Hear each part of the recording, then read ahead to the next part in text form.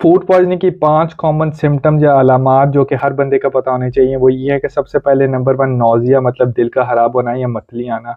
दूसरा ये कि उल्टियाँ यानी वॉमिटिंग होना। तीसरा ये कि लूज़ स्टूल्स मतलब डायरिया होना।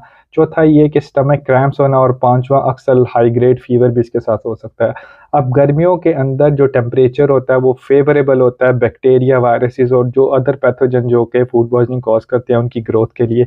तो इसके अंदर मोस्ट कॉमनली होता है कि या तो हमारा खाना प्रॉपर्ली कुक ना हो, पका ना हो, या उसको प्रॉपर्ली रीहीट ना किया गया हो, या जहाँ पे हम उसको स्टोर करते हैं वो उसकी स्टोरेज का टेम्परेचर ठीक ना हो, या अक्सर लोग जो खाने-पीने की चीज़ें यूज़ कर रहे हैं या जो लोग खाना पना बना रहे हैं, वो अपनी हाइजीन या अपने हाथों को प्रॉपर्ली ना धोते हों। तो इसलिए इस गर्मियों के अंदर आप अपने आप को फूड पॉइज़निंग से बचा सकते हैं अगर आप अपनी फूड हाइजीन, फूड स्टोरेज इन सब चीज़ों का ख़्याल रखें।